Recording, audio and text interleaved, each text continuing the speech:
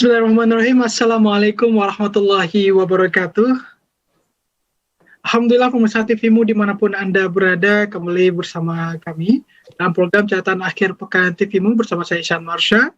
Seperti biasa, catatan akhir pekan TVmu hadir menyajikan sejumlah persoalan dan dalam diskusi bersama Ketua Pimpinan Pusat Muhammadiyah Ayahanda Profesor Dr. Radang Kahmat yang akan mengulas berbagai persoalan berkaitan dengan persoalan-persoalan keumatan dan kebangsaan yang insya Allah kita akan ulas mendalam di catatan akhir pekan TVmu. Dan sebelumnya sembari mendoakan pemirsa dan saya sendiri dan juga warga Persyarikatan senantiasa dalam keadaan sehat dan lindungan dari Allah Subhanahu wa taala. Dan pemirsa, pada kesempatan kali ini seperti biasa telah bergabung bersama kita bersama Ayahanda Profesor Dr. Radang Kahmat, Ketua Pimpinan Pusat Muhammadiyah, yang insya Allah akan berbagi bersama kita dalam catatan akhir pekan kali ini. Dan pada kesempatan ini insya Allah kita akan membahas salah satu tema yang tentunya menjadi fokus perhatian Persyarikatan, pemerintah berkaitan dengan ikhtiar untuk mencegah dan menekan penyebaran COVID-19 di tanah air, yakni berkaitan dengan kebijakan pemberlakuan pembatasan kegiatan masyarakat mikro darurat atau PPKM darurat yang baru saja beberapa waktu lalu telah dikeluarkan oleh pemerintah. Kebijakannya yang berlaku sejak 3 Juli hingga 20 Juli 2021. Untuk itu, bagaimana pandangan Persyarikatan Muhammadiyah terkait kebijakan ini? Langsung saja kita berbincang dan berdiskusi bersama Ayahanda Profesor Dr. Radang Kahmat.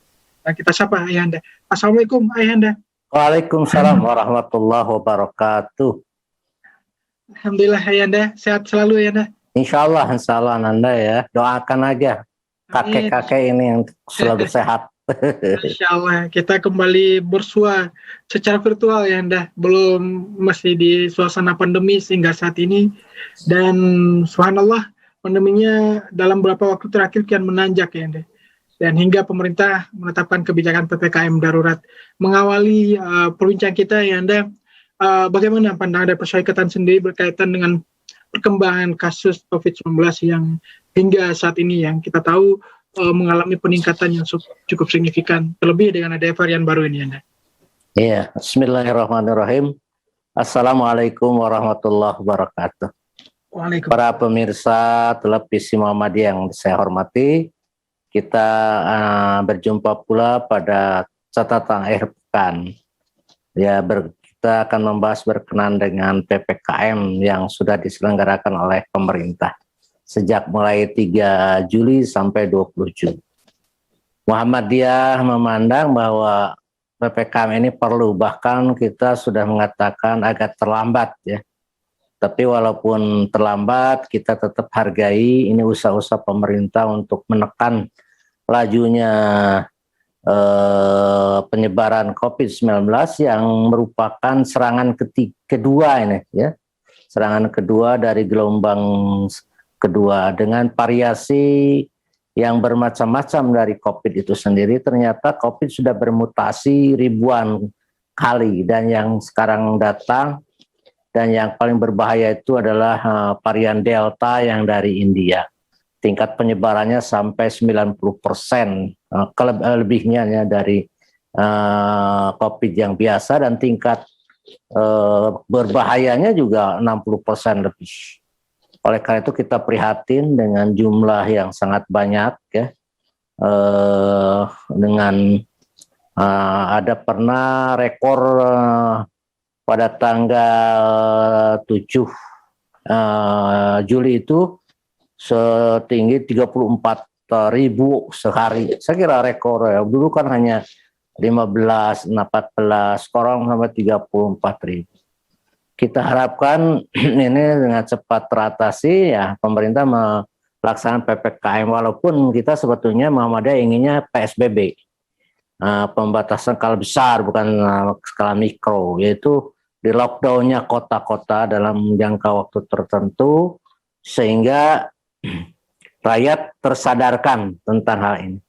Karena ini sangat berbahaya. Yang pertama, kemarin kita sudah mengadakan rapat khusus PP Muhammadiyah dengan PWM-PWM, dengan PWA, dengan ortom dan semua pihak yang mungkin ada terkumpul 500 orang itu menjelaskan bagaimana berbahayanya COVID ini. Karena terus terang saja orang-orang Muhammadiyah masih ada yang beranggapan yang terkena oleh hoax ya. Umpamanya oh ya ini ada konspirasi ya. Ini adalah ulah WHO. Wah, bermacam-macam. Ini juga adalah hal yang sampai mengeritik tentang penutupan tempat ibadah.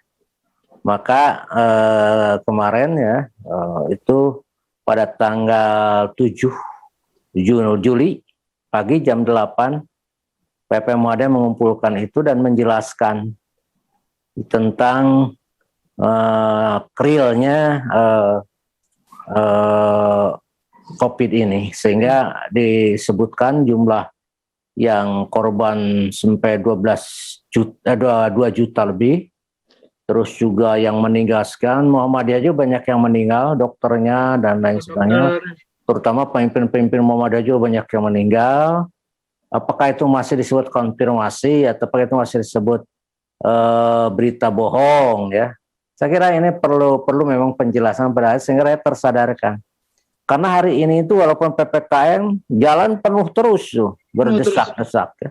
Di Jakarta saya lihat pasar-pasar pagi itu penuh juga ya. Ini juga menjadi perhatian kita semua. Kalau ingin ini cepat selesai, harus disiplin semua terhadap itu. Oleh karena itu Muhammadiyah memandang pertama apresiasi kebijakan pemerintah PPKM, yang kedua kita pun akan berusaha untuk menerapkan di segala pihak. Karena mereka sudah kolaps sekarang itu. Rumah sakit Muhammadiyah dan rumah sakit lain itu sudah kehabisan oksigen, kehabisan obat-obatan, alat-alat kesehatan yang lain, termasuk juga APD yang harus dikenakan oleh dokter dan nakes ya.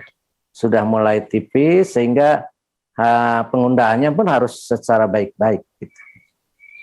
Baik ya, dan jika bicara tentang realitas COVID hingga saat ini, tentu kita seolah kembali ke awal ya, melihat bagaimana penyebarannya justru kesini kita lihat masyarakat juga semakin abai. Belum lagi kita bicara soal literasi publik terkait informasi-informasi yang beredar di media sosial, apakah itu hoax dan narasi-narasi konspirasi yang justru berbanding sangat memprihatinkan ya Anda. Melihat keadaan rumah sakit sekarang tadi seperti yang Anda sampaikan. Ya, saya kira ini memang karena sudah terlalu lama ya, kita 1,5 tahun lebih. Jadi rakyat pun sudah mulai bosan gitu, sudah mulai mereka tinggal di rumah juga kesel gitu ya. Oleh karena itu mereka sudah mulai abai terhadap hal itu. Yang kedua, oleh karena mereka tetap mengadakan kerumunan, mengadakan pesta, mengadakan jamuan makan, ya, tetap ada acara-acara seremonial lain. Bukan saja rakyat jelata, termasuk pemerintah maupun orang-orang pemimpin juga mengadakan hal yang kita sering kata ada secara kontroversial masuknya tenaga asing. Imigran datang ke Indonesia itu juga membuat geramnya masyarakat. Kenapa kami harus dikungkung sedangkan orang yang datang dari luar negeri itu diperbolehkan? Itu juga ada faktor-faktor yang menyebabkan terjadi lonjakan yang luar biasa sekarang. Baik, Anda, itu jadi poin kita juga berkaitan dengan pemberlakuan PPKM darurat di saat pemerintah mengeluarkan kebijakan, namun ada realitas-realitas yang juga perlu kita kritisi dan kita minta keseriusan pemerintah tentunya. Baik, Anda, kita akan ulas usai jeda berikut dan pemirsa tetap bersama kami dalam catatan akhir pekan TV.